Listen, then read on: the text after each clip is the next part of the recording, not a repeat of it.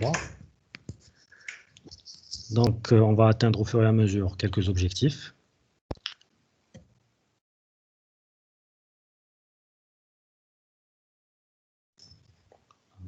Voilà. Donc, durant cette conférence, nous allons essayer d'atteindre les objectifs suivants. D'abord, connaître les signes cliniques devant faire rechercher le cancer de la prostate. Connaître les stratégies de dépistage du cancer de la prostate, qui dépister et quand dépister surtout. Savoir orienter et ordonner les examens complémentaires conduisant au diagnostic du cancer de la prostate. Connaître les grands principes du traitement et du suivi d'un patient atteint ou ayant un cancer de la prostate. Donc, durant votre cursus de généraliste, vous n'avez que 3 semaines pour le module d'urologie. Durant ces 3 semaines, on va essayer de faire de vous de bons généralistes en matière d'urologie. On ne vous demandera pas de traiter un cancer de la prostate, mais néanmoins de connaître les grands principes du traitement, du diagnostic, bien sûr, avant le traitement, et de savoir gérer un patient atteint d'un cancer de la prostate, quelle que soit votre spécialité et quel que soit votre grade. Même étant généraliste ou spécialiste, vous serez appelé peut-être à intervenir dans le cadre de la prise en charge d'un patient atteint d'un cancer de la prostate. Pour cela, nous allons détailler ce qui suit. Le plan que nous allons adopter est le suivant. On va commencer par la définition. Qu'est-ce qu'un cancer de la prostate? Le cancer de la prostate est une tumeur, bien sûr maligne. On a 2 types de tumeurs, on a des tumeurs malignes et des tumeurs bénignes. En matière de la prostate, là, on va procéder à l'étude de la malignité du cancer de la prostate. C'est un cancer, c'est une tumeur maligne de l'homme développée au dépend de l'épithélium glandulaire prostatique. Pourquoi je dis glandulaire? Parce que la prostate est divisée en plusieurs zones anatomiques que nous allons voir un peu plus tard. Donc, puisqu'elle s'est divisée par plusieurs zones anatomiques, la zone atteinte par le cancer de la prostate, la plupart des temps, c'est la zone glandulaire, c'est la zone périphérique. Dans la plupart des cas, puisqu'on parle d'une zone glandulaire, c'est l'adénocarcinome. Tout ce qui est glande, c'est adénocarcinome. Il faut savoir aussi qu'elle intéresse essentiellement la partie périphérique, comme je viens de le dire. Là, comme vous voyez, c'est un schéma qui développe les différentes parties de la prostate. Là, vous avez la zone périphérique. D'accord? Là, c'est la zone centrale en gris. La zone périphérique, c'est tout ce qui entoure la prostate. Et là, ce que vous avez, ce qui ressemble à des ailerons, c'est les vésicules séminales. Donc, la prostate est divisée en 4 zones selon l'anatomie de McNeil. C'est le bonhomme qui a procédé à la découverte et à l'analyse de ces différentes parties. Il s'appelle McNeil. Donc, nous avons une zone de transition, une zone centrale, une zone périphérique et une zone fibreuse antérieure. Il faut savoir que cette zone fibreuse antérieure n'est jamais atteinte par le cancer. Elle ne développe pas de cancer. Les 3 autres zones le développent à degrés différents. La zone la plus atteinte, c'est la zone périphérique. Là, comme vous voyez, c'est un petit rappel anatomique de la glande prostatique. Là, ce que vous voyez, c'est la vessie, c'est les méas urétéraux. Là, c'est l'urètre dans son ensemble. La portion prostatique, c'est la portion qui passe par la prostate. Là, vous voyez, c'est la glande prostatique. Là, c'est l'utricule surmonté des canaux éjaculateurs. Là, c'est l'urètre membraneux. Membraneux, pourquoi? Parce qu'il passe le diaphragme périnéal. Et là, vous avez le commencement de l'urètre pénien. Là, c'est une coupe sagittale. Donc, vous avez la vessie, la prostate et les vésicules séminales, le rectum. Souvenez-vous bien de la position du rectum, parce qu'on va y revenir un peu plus tard. Et là, c'est une vue postérieure. Vous avez la prostate et vous avez les vésicules séminales, le lieu du stockage du sperme après sa production par les testicules. Donc, pourquoi allons-nous procéder à l'étude du cancer de la prostate? Pourquoi? C'est une question importante. En matière de fréquence, sachez que c'est le premier cancer urogénital chez l'homme et le deuxième, d'une manière générale, après le cancer bronchique. Le diagnostic repose essentiellement sur le dépistage, d'accord? Et il n'est confirmé que par la biopsie prostatique. C'est le seul élément et c'est le seul moyen diagnostique qui va confirmer d'une manière absolue le cancer de la prostate. En matière d'histologie, il est dominé par l'adénocarcinome dans 95% des cas. Les 5%, ce sont des formes indifférenciées qui sont très rares. Le traitement du cancer de la prostate, il est subdivisé en 2 parties. Nous pouvons être curatifs dans les formes localisées chez le jeune et malheureusement, nous ne pourrons être que palliatif dans les formes avancées. L'évolution, sachez que c'est un cancer qui se développe très lentement. Pourquoi j'insiste sur le fait qu'il se développe très lentement? C'est cette lenteur qui va conditionner notre prise en charge ultérieure.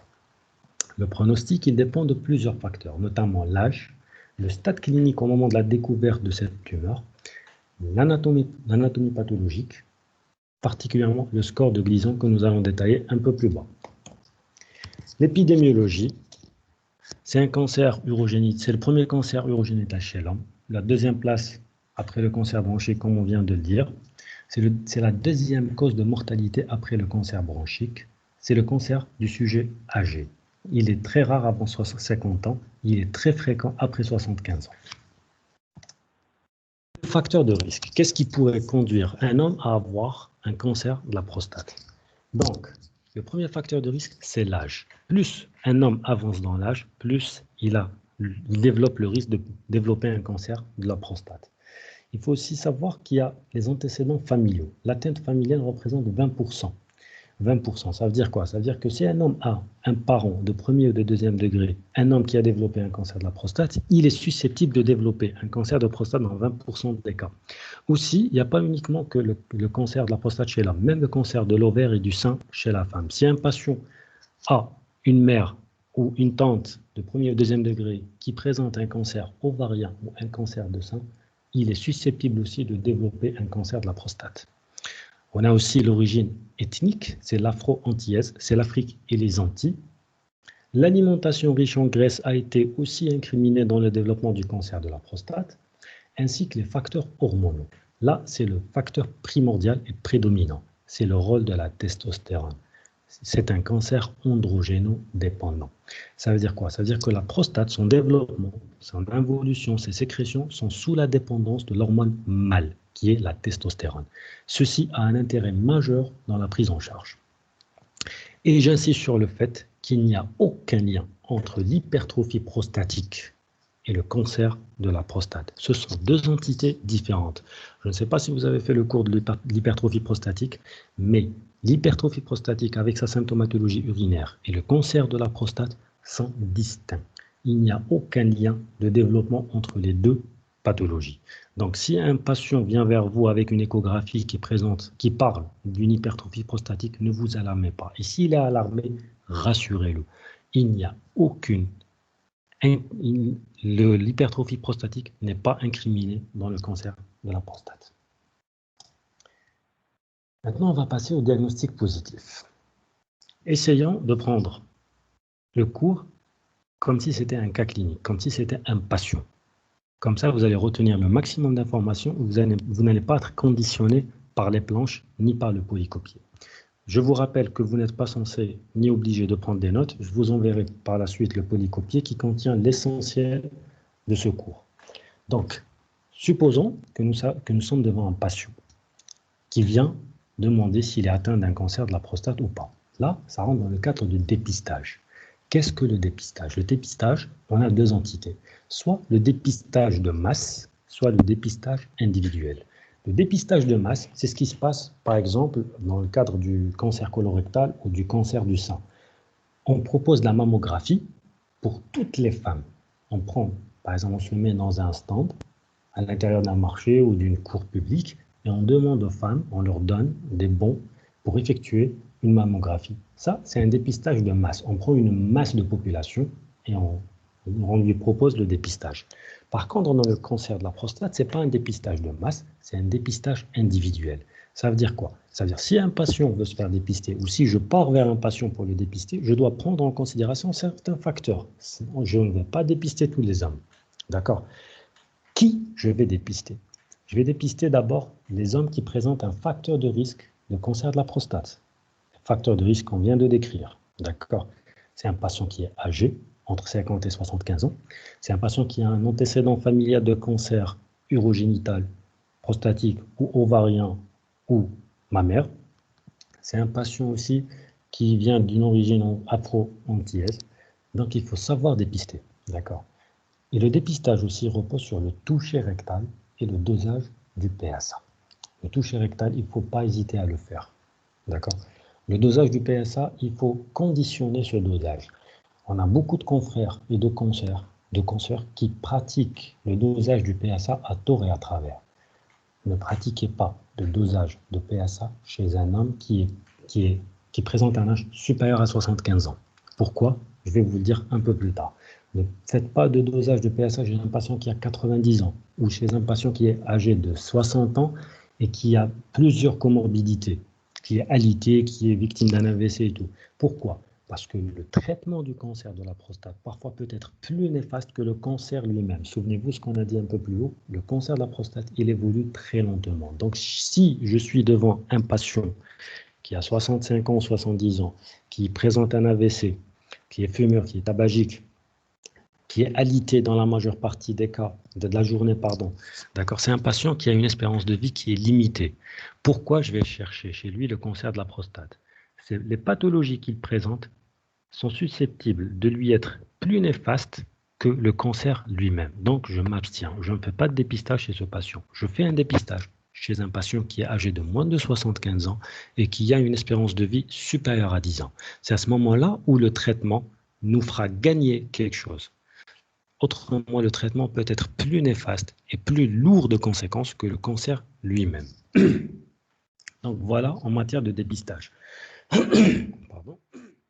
Maintenant, c'est soit un homme qui vient se faire dépister, soit l'autre type de patient qui vient pour des symptômes qui me conduiront à faire le diagnostic de ce cancer de la prostate. Donc, c'est un patient qui ne vient pas pour se faire dépister, qui ne vient pas vous dire « Docteur, voilà, je voudrais savoir si je suis atteint pardon, ou non d'un cancer de la prostate ».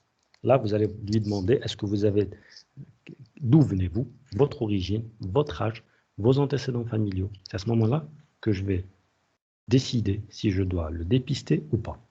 Maintenant, l'autre type de patient, c'est un patient qui vient avec une symptomatologie qui pourrait me conduire au diagnostic de cancer de la prostate. Quelle symptomatologie? Nous avons la sémiologie urinaire. C'est un patient qui vient se plaindre de troubles mictionnels, à savoir une pollakiurie. Je pense que vous connaissez la pollakiurie. Au cas où vous ne la connaissez pas, c'est la miction fréquente. Mais la différence entre pollakiurie et polyurie, la polyurie, c'est des mictions fréquentes d'une bonne quantité, c'est des mictions complètes. La pollakiurie, non. C'est un patient qui urine fréquemment, mais en petite quantité. Ça, c'est la pollakiurie. La dysurie, qui est la difficulté à uriner, une rétention vésicale aiguë ou bien une hématurie. Ces symptômes pourraient nous orienter vers l'existence d'un cancer de la prostate. Ou bien un patient qui vient et qui souffre de douleurs. Il vous décrit des douleurs. Mais quel type de douleurs? Des douleurs lombaires par rapport à l'engainement du bas urtère. Comme vous avez vu tout à l'heure sur la planche anatomique, il y avait, pardon, je vais y revenir, voilà, là, la prostate. Si elle présente un cancer, elle pourrait atteindre les méas. À ce moment-là, elle va les obstruer. Si elle va les obstruer, nous aurons une urétérohydronéphrose. Ça veut dire que les reins vont souffrir. D'accord, ils vont excréter des urines, mais ces urines ne seront pas déversées dans la vessie, vu l'obstacle constitué par la prostate. À ce moment-là, il y aura des douleurs lombaires, des pseudo-coliques néphrétiques. Ou bien sûr, des douleurs osseuses. Dues à quoi? Dues aux métastases osseuses. Le cancer de la prostate, il est très ostéophile. Le premier site de métastase du cancer de la prostate, c'est les os du bassin, les os du rachis, puis les côtes. Ou bien sûr, c'est un patient qui vient pour autre symptomatologie, à type de compression médulaire. En cas de métastase osseuse, ces métastases vont obstruer les canaux médulaires et vont conduire à une symptomatologie médulaire. Ou bien des œdèmes du membre inférieur par compression veineuse, notamment la veine cave inférieure, ou bien les veines iliaques. Ou bien c'est un patient qui vient dans le cadre d'une altération de l'état général. C'est un patient qui présente un cancer avancé avec des métastases multiples, osseuses et viscérales, notamment pulmonaires. Ça, c'est les deux cas où je pourrais être amené à faire le diagnostic d'un cancer de la prostate, soit chez un patient qui vient se faire dépister, je vais répéter encore, soit chez un patient qui se présente pour une symptomatologie qui pourrait être évocatrice d'un cancer de la prostate. Maintenant que je suis face à ces deux types de patients, quels sont les moyens diagnostiques que je vais proposer? D'accord. Le diagnostic positif, il repose de prime abord sur la clinique. Vous êtes médecin, quelle que soit votre spécialité, vous allez procéder par ce qu'on a appris en 3e année de médecine. On commence toujours par l'interrogatoire. C'est un patient à qui je vais demander les antécédents familiaux et personnels, les antécédents pathologiques. De quoi souffre-t-il hors ce cancer de prostate ou hors cette pathologie? Est-il hypertendu? Est-il obèse? Est-il insuffisant cardiaque? Est-il diabétique? Il faut ramener et faire sortir tous ces éléments. Il faut aussi rechercher les facteurs de risque de cancer de la prostate qu'on a cité un peu plus haut. Et bien sûr, les habitudes toxiques. Pourquoi ça? Ce n'est pas uniquement pour les éléments pronostiques, mais aussi pour le traitement, parce que le traitement est lourd de conséquences. Après l'interrogatoire, nous allons rechercher les signes fonctionnels que pourrait présenter ce patient. Quel genre de signes? Des troubles urinaires irritatifs ou obstructifs, par envahissement trigonal, par envahissement de la vessie. Une hémospermie, c'est la présence de sang dans le sperme. Pourquoi? Parce que le sperme, avant de passer dans les canaux éjaculateurs, il va passer par la prostate. Donc si c'est une prostate cancéreuse, on peut avoir du sang dans le sperme. Une hématurie, si c'est un cancer qui est développé, qui a atteint la vessie, on peut avoir des hématuries. Une altération de l'état général dans le cas du cancer développé et métastatique, bien sûr douleur osseuse aussi en cas de métastase osseuse, et des signes neurologiques par compression médulaire, ce qu'on a expliqué un peu plus haut. Toujours dans le cadre de la clinique, nous devons procéder à un examen physique, notamment rechercher des signes évocateurs du cancer de la prostate ou de ses complications. Entre parenthèses, métastase, la palpation des fosses lombaires à la recherche de contacts lombaires qui pourraient évoquer de gros reins qui souffrent d'un envahissement trigonal et d'une obstruction urétérale, des œdèmes du membre inférieur par compression des veines iliaques, et bien sûr un examen neurologique en cas de symptomatologie médulaire. Mais il faut insister toujours sur la clinique, sur le toucher rectal. C'est un examen primordial dans le cadre du dépistage du cancer de la prostate. Il permet d'apprécier le volume et la consistance de la glande prostatique. Pourquoi le toucher rectal? Parce que la prostate, elle est située profondément dans le pelvis. Elle est en dessous de la symphyse pubienne. Donc, elle est inaccessible à l'examen clinique par la palpation abdominale. Par contre, comme on a vu tout à l'heure, elle est au contact du rectum. Là, vous avez la prostate et là, vous avez le sphincter anal et ça, c'est le rectum. Donc, si on introduit le doigt ici, on pourra palper cette partie de la prostate. Donc, le toucher rectal permet d'apprécier le volume et la consistance de la glande prostatique. En cas de cancer de la prostate, on peut retrouver 3 signes. Soit un nodule dur et indolore, comme si vous palpiez un furoncle sur le bout du nez. Ça, c'est un nodule. D'accord? Une prostate déformée et asymétrique d'une consistance pierreuse. Ce n'est plus une glande souple, c'est une glande dure. C'est comme si vous palpiez une pierre. Un blindage pelvien. Le blindage pelvien, que traduit-il? Il traduit une atteinte vésicale aussi. Donc, c'est un cancer de la prostate qui a atteint la vessie. Donc, même le plancher vésical, on ne peut plus le palper. Il est atteint par la tumeur. Ce qui est important à retenir aussi, c'est qu'un toucher rectal normal n'élimine pas le diagnostic de cancer de la prostate. Pourquoi? Je reviens toujours à ma planche. Si j'ai un cancer qui se développe dans cette partie-là, un nodule ici ou ici, je pourrais facilement le palper à travers le toucher rectal. Mais si c'est un nodule qui se développe au milieu de la glande, ici ou ici, il sera inaccessible au toucher rectal. Donc un toucher rectal normal n'élimine pas le diagnostic de cancer de la prostate. Si un patient vient chez moi pour se faire dépister du cancer de la prostate, je commence par le toucher rectal et que je trouve le toucher est normal, je ne suis pas en droit de lui dire « Monsieur, rassurez-vous, vous n'avez pas de cancer de prostate ». Non, c'est un examen de dépistage partiel, il n'est pas complet. D'accord? Ah, c'est un schéma du toucher rectal, comme je vous ai expliqué. On introduit le doigt et on recherche la zone prostatique. Là, on pourra palper. Si c'est une petite prostate, on pourra facilement faire le tour. Si c'est une grande prostate, on ne pourra pas. Donc, on ne pourra pas examiner le plancher pelvien, c'est-à-dire le plancher vésical, là. Mais si on peut l'examiner, ça serait aussi bien. Donc, une tumeur qui se développe ici ou ici, elle est inaccessible au toucher. Par contre, une tumeur périphérique qui se développe dans cette zone, elle est facilement accessible au toucher rectal. Maintenant que j'ai fait mon toucher rectal, je suis appelé à faire d'autres examens, notamment la biologie. On commence bien sûr par le PSA. Qu'est-ce que le PSA? Prostate spécifique antigène. En français, antigène spécifique de la prostate. C'est quoi le PSA? C'est une glycoprotéine. Elle participe à la liquéfaction du sperme. D'accord? Donc les spermatozoïdes sont concentrés. Le liquide qui accompagne le sperme, il est fabriqué par la prostate. D'accord? Elle circule sous deux formes. Le lié à une protéine de transport et l'autre, elle est libre dans le sang. La valeur normale consensuelle, elle est de 0 à 4 nanogrammes par millilitre. C'est un marqueur d'organe et n'est pas un marqueur tumoral. Ce n'est pas comme l'alpha-fétoprotéine ou la CG ou la CE 125. Ce n'est pas un marqueur tumoral, c'est un marqueur d'organe. D'accord? C'est une protéine qui est spécifique à la prostate. D'accord? Ce n'est pas un marqueur tumoral. C'était une question d'examen et pas mal de vos confrères et consoeurs n'ont pas réussi de répondre à cette question. Ce n'est pas un marqueur tumoral, c'est un marqueur d'organe. Elle peut être augmentée dans différents cas. Quels sont ces cas? Une hypertrophie bénigne de la prostate. Vous savez très bien que le volume normal de la prostate se situe entre 15 et 20 grammes. D'accord? Donc, une prostate de 15 à 20 grammes n'est pas censée sécréter la même quantité de PSA qu'une prostate qui pourrait atteindre 200 ou 300 grammes. Bien sûr, elle aura une sécrétion plus importante. Donc, en cas d'hypertrophie bénigne de la prostate, on peut avoir une certaine augmentation du PSA, mais qui n'ira pas jusqu'à 30 ou 40, bien sûr. En cas de prostatite, qui est l'inflammation aiguë ou chronique de la prostate, cette pathologie peut aussi faire augmenter le taux du PSA. Bien sûr, après une manœuvre endo-urétrale, un sondage vésical, une cystoscopie ou un massage prostatique. Le massage prostatique, on le fait dans le cadre des prostatites chroniques où on n'a pas de germe à l'ECBU. Qu'est-ce qu'on fait? On fait un massage prostatique. On essaie de favoriser les sécrétions prostatiques afin de déterminer un éventuel germe.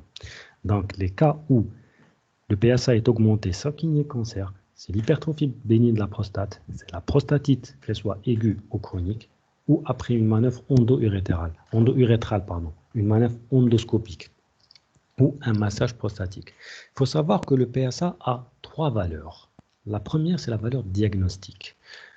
Un PSA élevé nous oriente vers un cancer de la prostate. Une valeur pronostique. Un PSA qui est supérieur à 100, il nous indique qu'il existe forcément des métastases. Un PSA à 6 n'est pas comme un PSA à 100. Un cancer de prostate avec un PSA à 6 ou 7 n'est pas comme un cancer de la prostate à un PSA supérieur à 100. Le deuxième supérieur à 100, il est très fortement évocateur de sites métastatiques. Et bien sûr pour le suivi. Pourquoi le suivi? Si un patient présente un cancer de la prostate et que je lui propose un traitement qui soit local ou général, comment je vais surveiller la réussite et l'efficacité de mon traitement? C'est à travers le dosage du PSA. Si j'obtiens une chute du PSA, c'est que le traitement a été efficace. Si le PSA reste élevé, voire augmente, c'est qu'il y a un échec de mon traitement. Donc, les trois valeurs du PSA, valeur diagnostique, pronostic et suivi. Ça, en ce qui concerne le dosage du PSA. Le PSA libre sur le PSA total, c'est un rapport pour la décision d'une deuxième série de biopsies. Ça, c'est pas très important pour votre niveau. Ne vous encombrez pas l'esprit avec ça. Maintenant que je suis face à un patient qui vient se faire dépister ou qui vient, je reviens toujours aux deux cas de figure, c'est un patient qui vient de se faire dépister pour le cancer de la prostate ou c'est un patient qui vient avec une symptomatologie évocatrice. J'ai fait mon touche rectale, j'ai fait mon dosage du PSA, l'un des deux m'indique qu'il y a probablement un cancer de la prostate. Comment je vais le confirmer? La première des choses à faire, après ces deux moyens de dépistage, c'est la biopsie prostatique.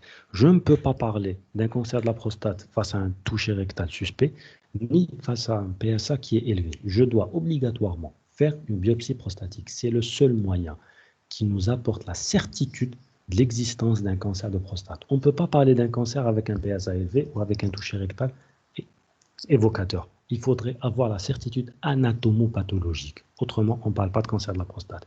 Donc, sans biopsie prostatique, on ne parle pas de cancer de la prostate. C'est le seul moyen diagnostique pour avoir la certitude. Donc, cette biopsie prostatique, elle pose le diagnostic de certitude.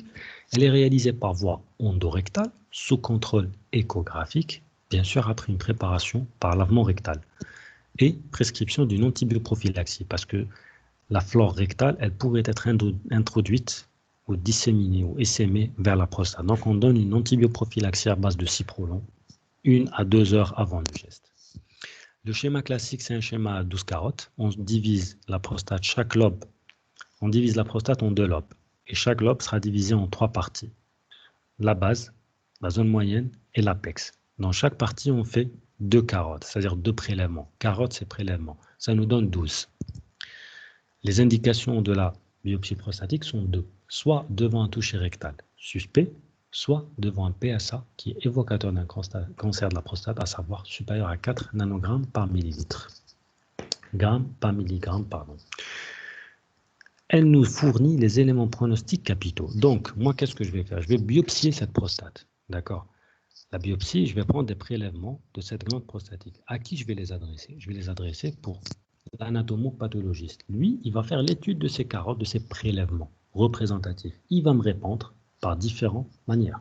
Il va me fournir le type histologique. Il va me dire que c'est un adénocarcinome de prostate dans 95% des cas.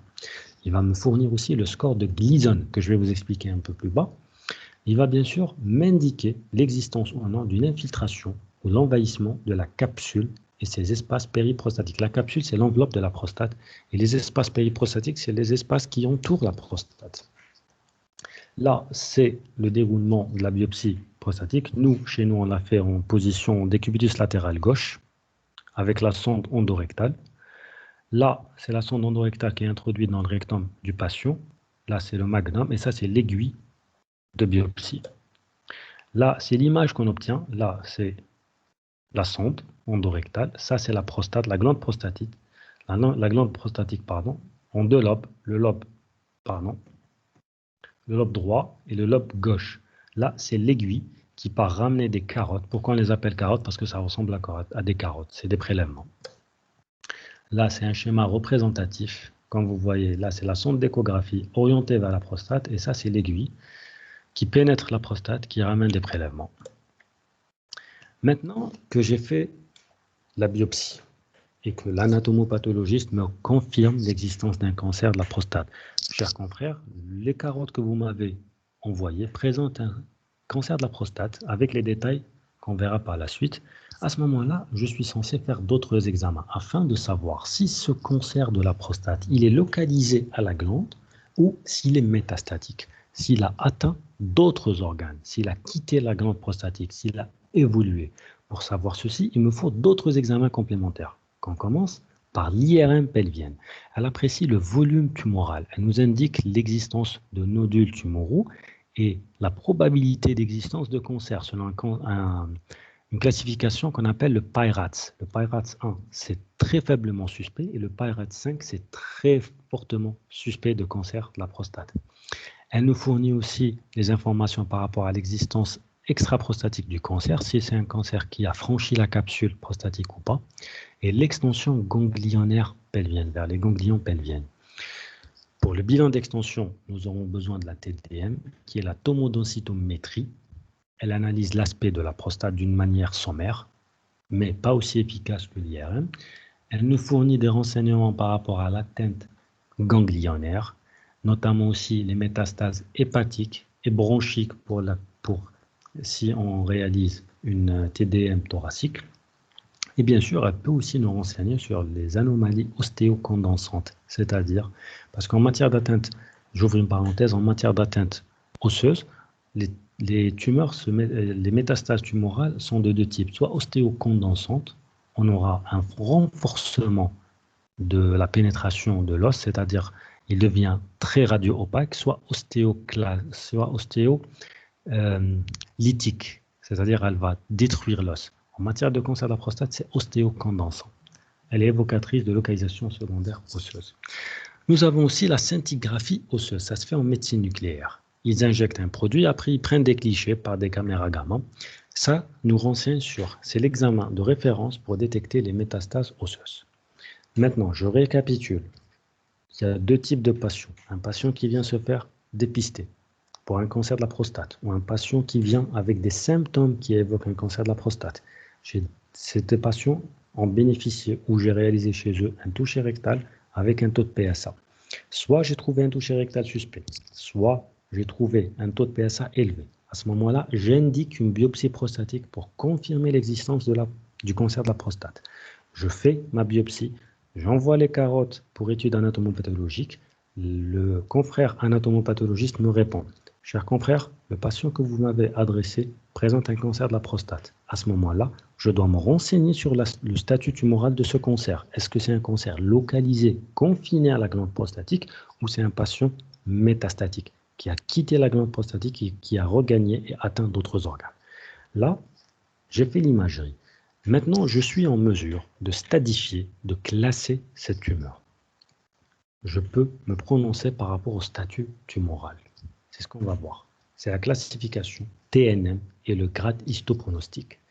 Le score de Gleason est un score histopronostique caractérisant le degré de différenciation de la tumeur. C'est quoi le score de Gleason? Là, quand vous voyez ça, c'est un Gleason 1. Le score de Gleason, il va de 1 à 5. Le 1, c'est des tumeurs qui sont très proches de la cellule prostatique normale. Donc, Gleason 1. Au fur et à mesure qu'on augmente dans le grade et le score de Gleason, les cellules présentent des monstruosités et des anomalies cytonucléaires. Ça veut dire qu'elles deviennent moins différenciées. Elles perdent leur caractère de cellules prostatiques. C'est des cellules cancéreuses. Plus elles présentent des modifications à l'échelle nucléaire et moléculaire, plus elle est cancéreuse, plus elle est maligne, plus elle est méchante en matière de pronostic. C'est ça le score de Gleason. Le score de Gleason, qu'est-ce qu'il fait l'anatomopathologiste? Je lui ai adressé des prélèvements. Il va rechercher des études des cellules tumorales. Ces cellules tumorales sont de différents types, de 1 à 5, en fonction de la différenciation tumorale, en fonction de la destruction des cellules. Il va me répondre, score de Gleason, 7. Entre parenthèses, 3 plus 4. C'est quoi 3 plus 4? C'est quoi 4 plus 3? Il peut aller jusqu'à de 1 plus 1, qui est insignifiant, jusqu'à 5 plus 5. Le 5 plus 5, c'est quoi? Il va étudier les deux scores, les deux grades, qui soient 1, 2, 3, 4 ou 5, les plus présents sur les carottes qu'il a étudiées. Ça veut dire quoi? Ça veut dire que s'il me répond score de Gleason 7, entre parenthèses 3 plus 4, ça veut dire qu'il y a le score de Gleason est la somme 7, les deux à l'intérieur, c'est quoi? C'est les deux entités les plus présentes à l'étude. Ça veut dire qu'il a trouvé que les cellules dont le Gleason est 3 et les cellules dont le Gleason est 4 sont les plus représentées sur le schéma de ces études. La classification TNM 2009. T pour tumor, N nodes, c'est les ganglions, et M, c'est métastase à distance. On a aussi la classification de D'Amico. C'est quoi la classification de D'Amico? C'est une classification qui nous renseigne sur le risque de récidive d'un cancer de la prostate après un traitement local. Ça veut dire quoi? Si je prends un patient que j'envisage de le traiter d'une manière radicale, d'accord? Je calcule le risque de récidive à travers cette classification. On a le risque faible, c'est un PSA inférieur à 10, et score de Gleason inférieur ou égal à 6, et stade T1C ou T2A. Si vous avez des questions, on pourra les poser par la suite. Je sais souvent que c'est cette partie-là qui pose problème pour les étudiants. Le risque intermédiaire, ça veut dire que le patient a un risque plus élevé de me faire une récidive après un traitement. Si son PSA se situe entre 10 et 20, ou bien son score de Gleason est à 7, ou bien c'est un stade T2B. Le risque faible, le haut risque, c'est un PSA supérieur à 10, ou score de Gleason supérieur à 8, ou un stade supérieur à 20, ou un stade supérieur à T2C. C'est la classification TNM que je vais simplifier dans le schéma suivant. Là, le T1, c'est quoi? Le T1A, c'est la découverte d'un cancer de la prostate chez un patient. Je ne sais pas si vous avez fait le cours d'hypertrophie prostatique. On fait souvent une résection transurétrale de la prostate, la RTUP. Parfois, on tombe sur un cancer. On part réséquer une prostate parce qu'elle est obstructive, on tombe sur un cancer. Le T1A, si 5% des carottes analysées présentent un cancer de la prostate. Le T1B, c'est plus de 5% du tissu réséqué présente un cancer de la prostate. Le T1C, c'est un cancer qui est découvert dans le cadre d'une biopsie. Il n'y a pas de toucher rectal qui est évocateur. C'est seulement le PSA qui est élevé. J'ai fait une biopsie, je suis tombé sur un cancer. Là, je le classe T1C. Par contre, les formes suivantes, c'est quoi? Le T2A, c'est un cancer de la prostate qui occupe la moitié d'un lobe. Là, c'est un lobe. D'accord? Là, ça, c'est le lobe gauche du patient. c'est un nodule qui occupe moins de la moitié. Là, c'est un lobe, pardon, ça c'est le lobe gauche toujours, c'est un ganglion, pardon, c'est un nodule qui occupe plus toute la moitié du lobe. Et là, c'est un nodule qui occupe les deux lobes. Là, c'est 2C, T2A, T2B, T2C. Donc, un nodule qui occupe moins de la moitié d'un lobe, c'est un T2A. Un nodule qui occupe tout le lobe, c'est un T2B. Un nodule qui occupe les deux lobes, c'est un T2C. Ça, c'est pour le T2. Le T3, c'est quoi? C'est un T3A, ça veut dire que c'est un nodule qui présente une effraction capsulaire, qui a rompu la capsule. Un T3B, c'est un nodule qui a atteint les vésicules séminales. Un T4, c'est un nodule qui a atteint les structures adjacentes, à savoir le sphincter ou le diaphragme ou autre chose. Ou la paroi, carrément la paroi rectale. Maintenant, c'est un patient qui est venu pour se faire dépister, ou c'est un patient qui est venu dans le cadre d'une symptomatologie. J'ai fait le toucher rectal, j'ai fait le PSA, ça m'a orienté vers un cancer de la prostate, j'ai fait ma biopsie, j'ai la certitude que c'est un cancer de la prostate, j'ai fait le bilan d'extension, je connais le statut tumoral. À ce moment-là, je vais penser et planifier la stratégie thérapeutique. Je vais lui proposer un traitement. Ce traitement sera fonction de plusieurs paramètres qu'on verra par la suite. Maintenant, les moyens que j'ai dans le cadre du traitement du cancer de la prostate. D'abord, c'est l'abstention-surveillance. En anglais, le watchful waiting. C'est quoi? C'est un cancer de la prostate initialement localisé, mais avec probabilité de survie limitée en raison des comorbidités. C'est un patient qui présente un cancer de la prostate, mais c'est un patient qui a une espérance de vie de moins de 10 ans. Donc, le traitement que je vais lui proposer est lourd de conséquences. Je risque moi-même d'accélérer sa disparition, son décès. À ce moment-là, je préfère ne pas instaurer de traitement, je préfère surveiller ce cancer de la prostate à travers le toucher rectal et des dosages de PSA. Si ça évolue rapidement, je pourrais instaurer un traitement. Si ça n'évolue pas, je lui épargne les effets secondaires de mon traitement. Ça, c'est l'abstention-surveillance. Le deuxième moyen, c'est la surveillance active. C'est quoi la surveillance active? Elle est recommandée pour les cancers de la prostate du groupe à faible risque de D'Amico. C'est un patient qui présente un cancer de la prostate, mais c'est un patient qui est jeune, relativement jeune, dont l'espérance de vie est supérieure à 10 ans. D'accord? Mais qui présente un cancer de la prostate, entre parenthèses, gentil, qui évolue lentement et qui n'est pas très agressif, avec un glycine à 6, un PSA inférieur à 10 et un toucher rectal qui est rassurant.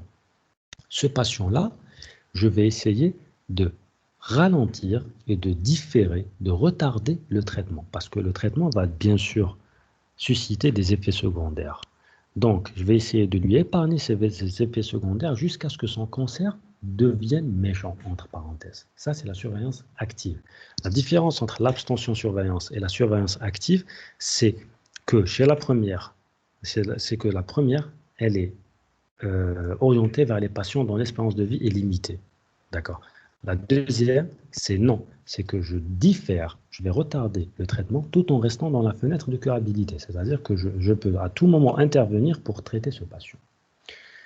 Les moyens de thérapeutique aussi dont on dispose, c'est la prostatectomie radicale, plus ou moins curage ganglionnaire étendu. C'est quoi? C'est l'ablation par voie chirurgicale en monobloc de la prostate, des vésicules séminales ainsi que des canaux déférents. Les canaux déférents, c'est les canaux qui émettent le sperme du testicule jusqu'aux vésicules séminales. Un autre moyen thérapeutique, c'est la radiothérapie conformationnelle, ce que les patients appellent l'ki. Ils vous disent ndawi bilki, kwaouli l'habbatay. Ça veut dire quoi? Ça veut dire que c'est la radiothérapie conformationnelle. Nous avons la curithérapie. C'est quoi? C'est implanter par voie périnéale, sous guidage échographique, des grains radioactifs de l'iode 125. On va traiter le cancer de la prostate par la radioactivité. Cette radioactivité va tuer, va supprimer les cellules tumorales. Nous avons la cryothérapie. Comme son nom l'indique, c'est le traitement par la congélation. Donc, détruire les cellules cancéreuses par le froid. Nous avons l'ultrason à haute fréquence. C'est la destruction du tissu sur lequel est focalisé le faisceau d'ultrasons. Les ultrasons vont aussi détruire les cellules tumorales. Parmi les moyens thérapeutiques aussi, nous avons la suppression androgénique. Si vous vous souvenez, tout à l'heure, on a dit que le cancer de la prostate était hormonodépendant. Il dépendait de l'hormone mâle. la testostérone. Donc, si j'ai un patient qui présente un cancer de la prostate, je vais essayer d'agir sur ça. Qu'est-ce que je vais faire? Je vais priver cette prostate de la testostérone. Par quel moyen? On va voir. Le cancer de la prostate est hormonodépendant sur la dépendance des androgènes, la testostérone. Ce traitement vise à inhiber la sécrétion des androgènes. Elle peut être de deux manières. Soit c'est une castration chirurgicale, la pulpectomie bilatérale. Je vais procéder à l'ablation des testicules ou de la pulpe qui est responsable de la sécrétion de la testostérone. D'accord? Ça, c'est un moyen archaïque qu'on le faisait avant. Mais maintenant, non, c'est la castration chimique. Qui dit chimique dit traitement. C'est par l'hormonothérapie. Je vais lui instaurer un traitement qui va inhiber la sécrétion de la testostérone. Et si je vais inhiber la sécrétion de la testostérone, je vais priver la prostate de ce qui la nourrit, entre parenthèses. Donc, je vais ralentir, je vais freiner le développement de ce cancer. Les effets secondaires de la suppression androgénique sont multiples. C'est l'équivalent de l'andropause, c'est l'équivalent de la ménopause chez la femme. Donc, le patient va avoir des bouffées de chaleur, une baisse de la libido, une dysfonction érectile, une asthénie, une psychasthénie. C'est un patient qui est ralenti sur le plan psychique. C'est un patient qui parfois déprime. C'est un patient qui dort mal. C'est un patient qui aura des bouffées de chaleur, qui transpire, qui se fatigue rapidement. Il y a beaucoup d'effets secondaires. C'est pour ça qu'on vous dit que le traitement du cancer de la prostate peut être plus néfaste que le cancer chez certains patients. L'hormonothérapie, c'est toujours dans le cas de la castration chimique. Ça se fait par des analogues LHRH, ou là des antagonistes de la LHRH ou des antiandrogènes. C'est quoi les analogues LHRH? Le but est de saturer la voie de la LHRH, lutéine hormone, le lysing hormone, aboutissant progressivement à l'arrêt de production de la testostérone. Donc, on va saturer les récepteurs par quelque chose qui ressemble à la LHRH. À ce moment-là, on va arrêter la sécrétion. Les antagonistes de la LHRH bloquent directement la voie de la LHRH par effet compétitif. Les anti-androgènes, ils bloquent le récepteur des androgènes. Là, il y aura la testostéronémie, elle est élevée, la testostérone va circuler, mais je vais lui proposer un traitement qui va occuper ces récepteurs et je l'empêche de faire son travail. Les anti-androgènes non stéroïdiens et les anti-androgènes stéroïdiens, ne vous encombrez pas l'esprit avec les molécules, retenez les grands traits. Parmi toujours les moyens, nous avons la chimiothérapie, dans le cas du cancer de la prostate métastatique résistant à la castration et symptomatique. Chez certains patients, malgré une hormonothérapie, la cellule tumorale, après un certain moment, elle échappe à ce contrôle. Elle échappe à la baisse de la testostérone. Elle va continuer à sécréter, elle va continuer à se développer. C'est à ce moment-là que la chimiothérapie trouve son indication. Nous avons aussi les biphosphonates, c'est l'acide zolédronique. C'est quoi? C'est un antalgique pour les douleurs et les métastases osseuses. Aussi, il prévient les complications osseuses. Il va diminuer l'activité ostéoclasique. Et bien sûr, pour les patients en fin de vie qui présentent des cancers de la prostate très développés, nous leur proposons des traitements palliatifs. Comme quoi? Comme la chirurgie en cas d'obstacle. Si c'est un cancer de la prostate qui a envahi les méas urétéraux et qui présente et qui est source et cause d'hydronéphrose, à ce moment-là, nous allons réaliser la néphrostomie, la résection prostatique. Nous avons aussi les antalgiques qui peuvent aller du palier 1 du simple paracétamol jusqu'au morphinique, le palier 3. Et bien sûr, la radiothérapie antalgique des métastases. Parfois, lorsqu'il y a des métastases osseuses très douloureuses, on peut lui proposer au patient une radiothérapie. Ça va diminuer la douleur pendant une certaine période. Maintenant que nous connaissons les différents moyens thérapeutiques, il faudrait savoir quand indiquer ce moyen et quand indiquer cette méthode. Nous allons diviser en différentes parties les indications. Si nous sommes devant un patient qui présente un cancer de la prostate localisé, c'est un patient dont le cancer est toujours localisé à la prostate. Il ne l'a pas quitté. C'est un patient, nous serons devant deux types de patients. Soit c'est l'espérance de vie qui est supérieure à 10 ans, un patient âgé de moins de 75 ans. C'est un patient chez qui j'espère prolonger la survie si je traite ce cancer de la prostate. À ce moment-là, je suis obligé de lui proposer un traitement curateur. Je suis dans la curabilité. C'est en fonction du risque de D'Amico. Donc, nous avons soit la surveillance active, c'est un patient qui est jeune et qui présente un cancer, entre parenthèses, gentil. Donc, je vais différer le traitement jusqu'à ce que son cancer devienne méchant. J'ai la prostatectomie. Je peux aller procéder à l'ablation de la prostate. j'ai la radiothérapie conformationnelle et j'ai la thérapie focale, la curithérapie. La curithérapie ne se fait pas chez nous, elle se fait outre-mer. Donc, si c'est un patient qui présente un cancer de la prostate localisé et qui est jeune, je peux lui proposer un traitement. Ça sera soit la surveillance active, soit la prostatectomie, soit la radiothérapie conformationnelle. C'est un patient que je veux guérir, chez qui je peux faire disparaître le cancer de la prostate. Il sera guéri. Maintenant, si c'est un patient dont l'espérance de vie est inférieure à 10 ans et qui présente un cancer de la prostate localisé, c'est un patient qui est âgé de plus de 75 ans ou qui est âgé de moins 75 ans, mais qui présente de plusieurs tares. Donc, c'est un patient dont l'espérance de vie est inférieure à 10 ans. À ce moment-là, je dois peser. Je me dis, c'est un patient qui est atteint de plusieurs maladies. Si je vais lui proposer un traitement, je vais accélérer la sénilité chez lui. Je vais l'achever peut-être moi-même. À ce moment-là, je me contenterai soit d'une simple surveillance, soit des thérapies focales comme l'IFU, comme la radiothérapie palliative ou bien l'hormonothérapie isolée. Ça, c'est dans le cadre du cancer de la prostate localisé. Maintenant, si je suis devant un stade localement avancé, ça veut dire quoi? Ça veut dire qu'il a quitté la prostate, il présente une effraction capsulaire ou parfois même une atteinte des vésicules séminales, mais qui n'est pas métastatique, qui n'a pas encore atteint les ganglions ni les autres viscères. À ce moment-là aussi, je peux être curateur, je peux lui proposer une prostatectomie radicale avec curage ganglionnaire étendu ou bien une radiothérapie externe associée à une hormonothérapie.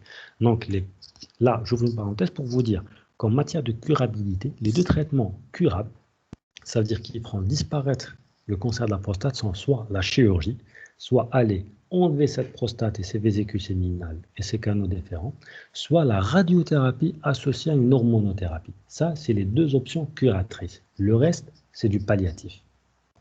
Maintenant, si je suis face à un patient où c'est trop tard chez lui, c'est un patient qui présente un cancer métastatique, soit métastase ganglionnaire N+, soit métastase viscéralo-osseuse M+. Chez ce patient, je ne pourrai proposer que l'hormonothérapie par la castration chirurgicale ou médicamenteuse ou bien une chimiothérapie, comme je vous ai dit tout à l'heure. Maintenant, c'est un patient chez qui j'ai diagnostiqué le cancer de la prostate, chez qui j'ai instauré un traitement.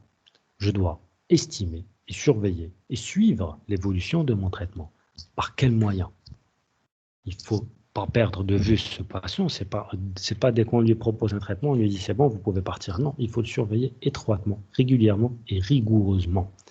Donc l'objectif est de détecter une éventuelle récidive, mais aussi d'évaluer les séquelles des traitements. Comme je vous ai dit, le traitement est lourd de conséquences. La radiothérapie, elle peut être génératrice de multiples effets secondaires, comme la cystite radique, une hématurie, une colite radique, d'accord? Elle peut agir aussi sur la continence, elle peut rendre le patient incontinent. À un certain temps, elle peut aussi engendrer une dysfonction érectile, la disparition de l'érection chez le patient, d'accord? Pareil pour la prostatectomie. Si on réalise une prostatectomie et qu'on ne préserve pas les nerfs de l'érection, le patient va perdre son érection. Si c'est un cancer de la prostate qui a atteint l'apex et qui est très proche du sphincter, on va être amené à enlever le sphincter. Donc c'est un patient qui va présenter une incontinence urinaire, d'accord? L'hormonothérapie, elle est génératrice de multiples effets secondaires qui peuvent même aller jusqu'à l'IDM, des troubles ioniques, des bouffées de chaleur, une dépression, des fractures, d'accord? Donc le traitement lui-même, il est lourd de conséquences. Ce qui fait que je dois surveiller ce patient. Si je lui ai proposé un traitement qui pourrait engendrer des effets secondaires, je dois le surveiller. Cette surveillance, elle doit être clinique, à la recherche de signes d'extension locale ou générale de la maladie. C'est un patient qui vient en consultation, je lui demande, monsieur, comment vous urinez? Est-ce que vous avez un problème à uriner? Est-ce que vous avez un problème de continence? Est-ce que vous avez une fuite d'urine? Monsieur, qu'en est-il de votre vie sexuelle? Est-ce que vous arrivez à avoir des érections ou pas? S'il n'a pas d'érection et qu'il désire avoir des rapports sexuels, je lui propose un traitement. Il y a des traitements pour cela, d'accord? Donc il faut prendre le patient comme une entité complète. Je ne traite pas uniquement l'organe, je traite le patient en général. Il ne faut pas se focaliser sur l'organe, quelle que soit votre spécialité. Si vous êtes endocrino, vous traitez le diabète, ne vous concentrez pas uniquement sur les chiffres glycémiques. Sachez que ce patient désire autre chose, désire des sucreries, désire des desserts. Donc, il faut savoir gérer ça, d'accord? Si vous êtes face à un prostate, ne traitez pas uniquement le cancer de la prostate, traitez aussi la vie sexuelle, le profil mictionnel de ce patient. Le patient, c'est toute une entité, ce n'est pas uniquement un organe. C'est un patient qui, par exemple, présente une fracture que vous l'immobilisez. Ne vous concentrez pas uniquement sur sa fracture. Sachez que cette immobilisation elle peut être génératrice d'autres soucis. Donc, prenez le patient en masse. C'est une personne, ce n'est pas un organe. La surveillance aussi, je reviens au cancer de la prostate, elle est intimement liée au dosage du PSA. Il faut souvent réaliser des dosages du PSA. C'est le premier indicateur d'une récidive ou d'un échec de mon traitement. D'accord? Comme je vous ai dit tout à l'heure, c'est un moyen de suivi aussi, le dosage du PSA. Nous avons aussi des cas où nous devons prescrire des examens radiologiques comme l'IRM, la TDM et la scintigraphie si on suspecte une récidive. D'accord? La fréquence de cette surveillance et de ce suivi est à adapter en fonction du stade et de la gravité de la maladie, ainsi que du traitement que j'ai proposé. Donc, en fonction du traitement que j'ai proposé, je pourrai réguler la fréquence de mes examens et bien sûr indiquer ces examens. En conclusion, en dépit, c'est le chapitre que tout le monde adore, je sais, en dépit des moyens diagnostiques et du dépistage, le cancer de la prostate demeure très fréquent. Donc, il faut savoir dépister. Mais qui dépister et quand dépister surtout? Là, je pense que vous serez apte à dépister les patients. Si j'ai un patient qui est âgé de 82 ans et qui est amené aux urgences ou en consultation accompagné de son fils et qui vous dit docteur, je veux savoir si papa a un cancer de la prostate, vous lui dites non, il n'y a aucune nécessité à faire le dépistage, laissez votre père tranquille. Le meilleur moyen d'améliorer la survie reste le dépistage. Mais j'insiste, ce n'est pas un dépistage anarchique. Il faut savoir cibler les patients à dépister. On ne dépiste pas tout le monde, on dépiste les patients susceptibles d'avoir à gagner à travers ce dépistage.